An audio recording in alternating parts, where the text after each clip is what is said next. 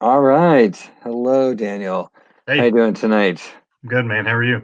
I'm good. I'm good. Hello, everyone. If you're tuning in, we are live with Daniel. He is a Daniel Batts. He is a member of Dads with Sons and Dads with Daughters.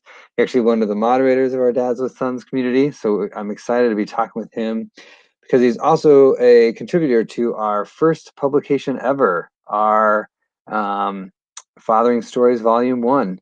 And his contribution is called Soccer Dad, and it's phenomenal. So if you have not heard about it or not read his writing, you're in for a treat this evening. I'm really pumped to talk with him and share his brilliance and wisdom with you all. So, Daniel, thank you for being here. How are you this evening? I'm doing well. Thanks, Brian. I appreciate the glowing intro there. Yeah, no problem, no problem. For those of you who are tuning in, this is normally when we do our Sunday reflections. Um, Given the publication of our first book and many things going on in the world, we're shifting that to some interviews instead. So it's not just me, but me and Daniel. And I would just clicking through a couple things, installing, but to get this live in Dads with Sons so that everybody in there can watch one of their fearless leaders talk about the work that's going on. So anyway, yeah. So Fathering Stories, Volume One, hot off the presses. You can get it. There's a link in the description on Amazon and other Barnes and Nobles, Apple, many different sites. But Daniel has Soccer Dad as a chapter in the book relating about his experiences with his father and his children about the wonderful, amazing game of soccer. So before we dive into kind of what you wrote about and the chapter itself, I'd love for you to just do a quick intro of who you are and how you're connected to kind of the dad world, so to speak. Sure. Yeah. I am a dad of two. I have an 11-year-old daughter and a 9-year-old son. My lovely wife and I live in Knoxville, Tennessee. Born and raised in Tennessee. Um, I was fortunate enough to be able to go to Dad 2.0. I'm repping my Dad 2 shirt, so we'll love Oh, there. nice, nice. Um, in DC in March, like 2 weeks before COVID hit. And actually got to sit next to Brian in one of the very first things we did. So that's how I ended up getting connected with Brian and with Dads Yeah, with Daughters, Dads with Sons. And as he said, I'm one of the moderators and Dads with Sons. And just I'm just a dad, just trying to do the right thing every day and help my kids make it through this world. yeah. So, how many kids do you have? Two kids, 11-year-old daughter, 9-year-old son, who are probably upstairs wreaking havoc right now. My wife, my Sure. beautiful, lovely wife, should be Well, thank dead, but they're her not. for me. Yeah, thank her for letting us have you for a little bit here Yeah, for absolutely. in these witching hours of right Right. before bedtime. Yeah. So tell us a little bit about like your passion and connection to soccer. I know I've read it, so I know, but would love to Yeah. hear. Yeah. Yeah. I started playing soccer when I was 4 years old and played all the way up through high school, a little bit into college, kind of had some knee issues in college, and my college career was not what I hoped it would be, but it's been a passion of mine my whole life. My dad liked to always say my first word was ball because I was going around kicking a soccer ball my whole life. And I talk about this a little bit in the story, and we'll get into this a little bit more. But it was just how my dad and I always connected with soccer, and Hmm. I'm still passionate today. I'm a FC Barcelona guy, but I love watching any soccer anytime I can, and it's just something that I for a long time played year round and lived, ate, slept, breathed soccer, and I'm very passionate about it. And how passionate are your children? Has it transcended another generation? No, they are Okay. whatever the opposite of passionate is. Okay. That's what they are. um, they played for a year, and I talk about this in the story. I got to coach them a little bit. I loved it. It was amazing. It wasn't their thing, and I was my wife didn't play soccer, and so it's not like it was ever one of those things where it was like we were going to make them do it no matter what. Hmm. We Hmm. just always wanted to let them be who they were, and it never really seemed like that was it. I kind of harangued them into playing for a year, and they liked it okay, but they didn't love it, and so that was it. Yeah. I mean, you talk about this in the chapter. I'd love for you to dig a little bit deeper into like what it was. How did soccer become kind of the love language and the communication language between you and your dad? Yeah. So my dad was my coach for a lot of years when I was playing. Not at school, but in our club leagues and things like that. My dad was my coach. He never played soccer, which was interesting, and he just kind of fell into it. And he fell in love with it too. But he was my coach for a lot of years, and so that was part of it. That was an interesting dynamic. But even when he wasn't, it just for some reason developed into the thing that we were both passionate about, and we shared it and we talked about it and watched games, and it was kind of how we bonded. Hmm. But it became so much so that I thought that he had expectations of me about it. And Mm, my older sister was really good. Everybody in my family played. My One of my older sisters was kind of the standout, okay. and so I felt like he compared me to her all the time. He probably didn't, Yeah. but he was a man of few words, and born in the 30s and grew up in the 50s, and they didn't really go around sharing their feelings like we do now. Sure. And so I kind of felt like he expected certain things of me that he probably didn't, or maybe didn't as much as I felt like he did. And so it just kind of became this thing where it was how he connected with me was by being my coach and being around, and he sacrificed more than I can imagine to coach me and my siblings and friends and things like that. And over the years, I kind of realized that I'm a words of affirmation, love language kind of guy. For anybody who Hmm. knows what that means, and that wasn't his. Hmm. And so Hmm. I think that his presence was his love language, and we didn't always click on that front. So I think I expected something that he didn't always offer.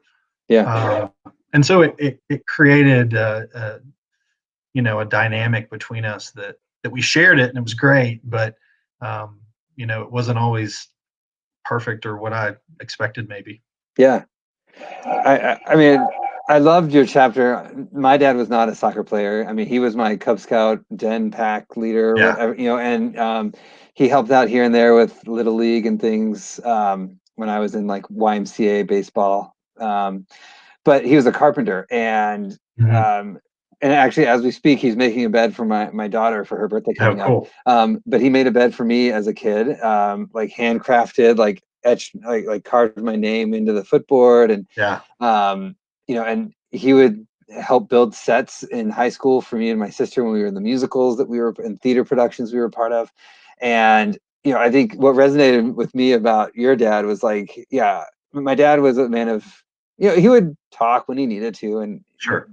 communicate to me. We'd had some heart and hearts over the years, but so much of his love for me came in the work that he put in to make my Hmm. life meaningful and to create Yeah. the opportunities. And I think that's something that, I don't know, we overlook sometimes in being a dad, or at least for me being a dad, that I don't always like, right, or I put in time for my kids, but they don't reciprocate it the way I probably didn't reciprocate it for Yeah. my dad. Yeah, Yeah. yeah.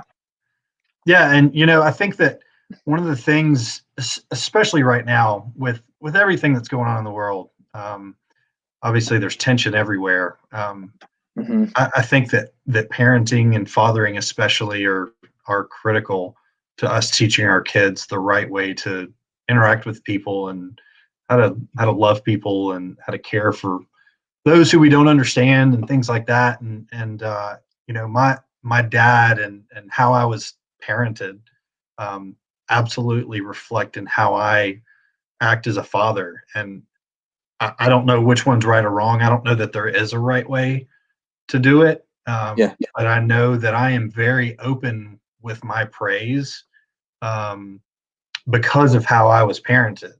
And Hmm. just like my dad was, learned from his dad, and on down the line through infinity.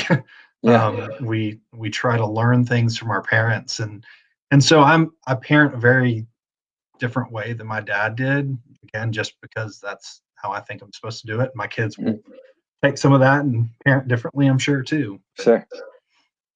How much do you share with your siblings about your dad's parenting styles? Do you have a relationship with them in that way? Like, yeah, yeah. yeah. So I'm the youngest of five, Uh-huh. and we've talked a lot over the years. There's 12 years between my oldest brother and me, with three sisters in the middle. So we're all Okay.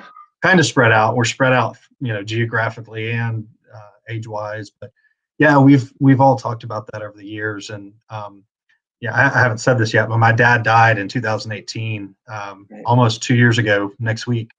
And so we've all shared a lot over the past couple of years, and especially my mom has dementia, kind of Mm. middle stages of that, so that adds another dynamic into the whole thing. And so we've all talked a lot more about our childhood and things like that than we probably ever did before, just because of the reality of things. And we share stories here and there, and sharing a lot of pictures and bringing up old memories and things like that. So it's really good from that standpoint, that it's helped my brother and my sisters and me kind of become closer through that. Obviously we wish that was not the Right. reality, Right. but that's the kind of the bright side of it. Yeah. Well, and I think, I mean, that's what I came across in your story so much too, is just the legacy and of your dad and coming through soccer to you and on Yeah, down. So it's great that you have the relationship with your siblings, that you can kind of commemorate him and relive those stories. And I'm sure he had very similar but slightly different ways of approaching your siblings too. In that yeah, regard. So, yeah. yeah. He was who he was. He wasn't throwing praise at one of us or the other. He was he was always there. He Right. was never not there. Yeah. I talk to people, and they're like, "Oh, my parents weren't really involved and whatever." I can never say that. Both of my parents were involved in everything. My mom taught at my elementary school. My dad coached my soccer team. It was like my parents were around all the time. Yeah. Um, so it was never a matter of that, and that's how they showed their love. My mom was obviously a little bit more forthcoming, I guess, but my dad probably could have advanced his career in a lot of ways more, but he didn't, because he coached all of us and spent every evening and weekend coaching us in soccer. And Right. those are things that I didn't appreciate as much at the time. I'm obviously, as I've gotten older and experienced some of those things on my own, they're things that I I see the value in how much he invested in me and in us over the years, and Mhm. it's just you can't you know repay that or appreciate that fully, I don't think. Yeah. No, I mean, yeah, especially as we get older with our own children and they get older, like the sacrifices we put in, I definitely recognize like, oh wow, my parents did so much more than I will ever really Right, fully appreciate. right. Um, but before we have to go, with a few minutes left here, you're a writer in your own right, right? You've got a blog. You've been pretty prolific in helping us with this, but in other adventures that I've seen. How was your dad supportive of that, if at all, or how has he influenced your writing, if at all? I didn't share a ton. I love to write. I have not been as I've kind of been a little bit of a wuss about it for a long time, for lack of a better term. It's kind of this thing that I've done on the side, and really over just the last couple of years have I gotten to where I'm sharing more of it and kind of trying to do something with it. My dad read some of my stuff and he was supportive and he thought it was great, but it was more on me that I wasn't really willing to share a lot of it. And again, that was just probably my insecurities, but he was always supportive of everything I did. Hmm. Uh, so it, he has influenced me in so many ways that it's hard to say where he has and where he hasn't. A lot of my my humor comes from him. He was very sarcastic and quick-witted, and I think I learned a lot of that from him. And a lot of my writing and just my general personality come from him. So, but he's kind of interwoven in everything I do, in my writing too. I wish that I'd shared more with him over the years, because I know that he would have gotten a kick out of some of the things that I have to say. And Yeah. um, but I'm kind of trying to build a legacy, I guess, of the things that I learned from him. And even though I didn't always share everything, and he didn't always share everything, I'm just trying to kind of learn from that, and move forward, and be better for it. Yeah. Awesome. No, I mean, especially thanks to everybody who's chiming in. Kip, Jason, Ded, and John, great to have you with us in this conversation tonight. I think, especially as we become fathers, as our kids grow older. I'm turning my light. My light just No, went it's all off. good. It's all good. I looked like a Um, I looked like a ghost for a second. you did. It's all good. This is amateur. This is not a highly produced Right. um, kind of show we've got going. Not yet, anyway. Right. We'll wait till the big We'll sponsorships think come back in. way back when Right, lights used right. to go out in the middle of an interview. Yeah. Um, but I think, so much of what I see in the group, both in the Dads with Sons and Dads with Daughters group, are, questions from dads who are struggling, but also celebrating. And I imagine a lot of the roles that we play, as you were saying earlier, stem from either like what we loved about our dads, or Mhm. like saying, no, I don't want to be anything like my dad in this regard. um and I think it's a shared common experience that I think grounds me in many of the relationships that I've been forming with members over the last 2 years or so. And I think we didn't necessarily talk much in our first get together in that Dad 2.0 about Yeah. this, our dads, but I could tell, like, just fatherhood is so much a part of who you are and part of your identity. So, and hearing more about your dad, that totally makes sense now. Yeah. Yeah. Yeah. It is. Um, being a dad and a husband are the two most important things in my life. And I try to make sure that they all know that. I don't always succeed, Yeah.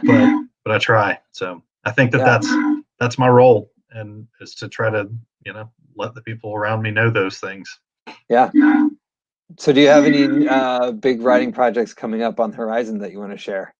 Well, interesting. You should mention that, Brian. So one of the things that I do is that I write letters to my kids. Brian, Hmm. I know you do that too. And Yeah. Hmm. so my blog is actually called Dad Letter Office, which is a bad joke about the name of an REM album.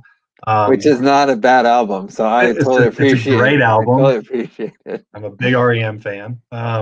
But I write letters, and I'm a dad, hence the name. So letter writing is something I think is really cool, and it's something that I think that is kind of lost in these times. And Hmm. Brian and I have actually been having some conversations about doing a letter writing project through Fathering Together, and hoping that that's going to come to fruition down the road. And in the interim, I'm going to keep writing letters to my kids and encourage others to do the same, because sometimes it's hard to say the things we want to our kids in person, Hmm. or in the moment. And sometimes there are things you want to say to them when they're 3 that you need them to know when they're 15. But Right. Right. much like your letters that you write to your girls during Lent. So I think that there's something to be said for that. Storytelling through letter writing, I think, is a kind of a lost art that I'm trying to get better at. I'm not saying that I'm perfect, but I would love that to kind of make a resurgence, and I'm trying to help be a part of that.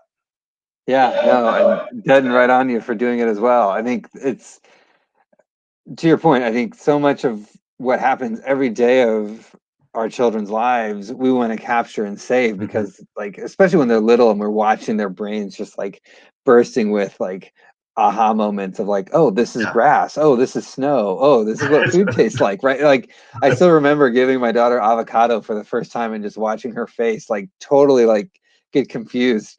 Um, and she was born in December, and so when we took her outside when spring finally rolled around, like she screamed at the grass because she's like, Yeah. "This isn't carpeting, right?" Like these little moments that we take for granted as adults. It's just so Yeah. great to watch.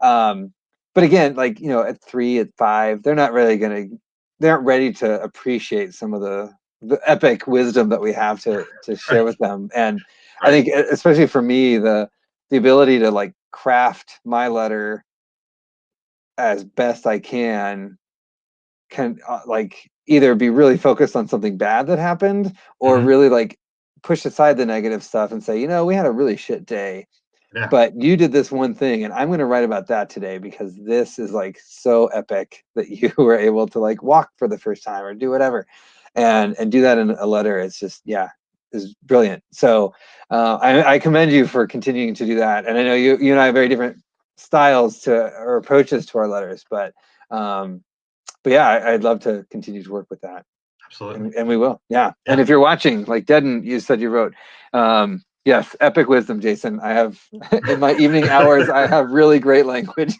Um, but yeah, if there's others of you out there that are writing letters or are thinking about writing letters or want some help, like definitely reach out to me or Daniel.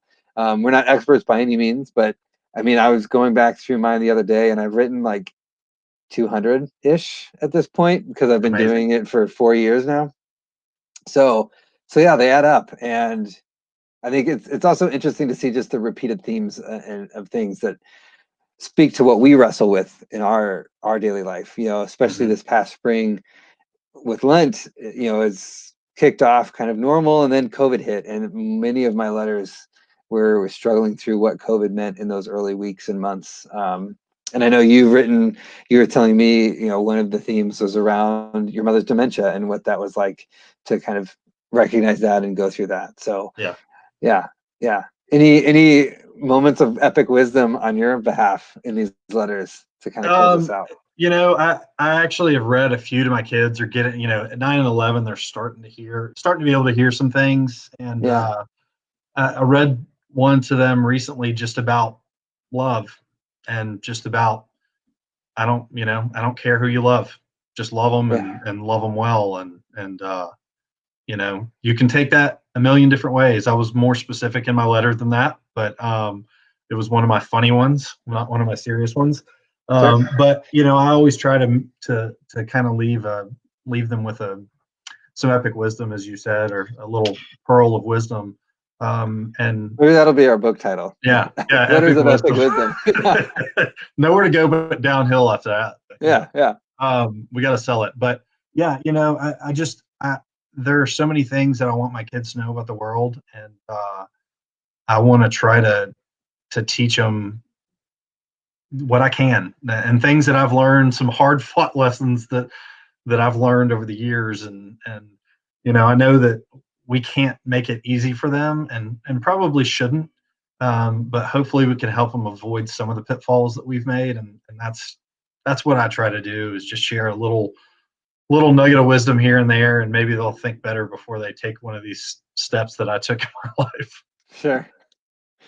Or just slightly different, Yeah, just Yeah, yeah. they'll come up with their own mistakes. How Right, about that? exactly. Yeah, yeah. And you'll be there to watch them fall and laugh or cry alongside Right, them. It's exactly, part of the journey. Yeah. exactly. Yeah. Well, I just really appreciate having every conversation we have, but I Yeah, appreciate you taking some time tonight to share that epic wisdom with our community. Um, Daniel's around. Reach out to him. He's a moderator in the Dads with Sons community. You can find him at Dad Letter Office on Twitter, Instagram, anywhere yep, else. yep. Okay, Twitter, all the Instagram, feeds. Medium, and the website. Um, Great. yeah, Awesome. And you can find his chapter called Soccer Dad in our first publication called Fathering Stories Volume 1, which is out now on Amazon, Barnes and Noble, Apple, a bunch of places. I put a link in the description. If you have any thoughts of being a writer, either letters or otherwise, or just want to get more involved in our community as a writer, leader, what have you, please reach out. We are always looking for volunteers and great ideas to keep this community strong and engaged. And who knows, maybe you'll be on TV, quote unquote, TV with me one of these nights. So yeah. thank you again, Daniel. We will talk to you Thanks, soon. Brian. Have a good Absolutely. night, everybody.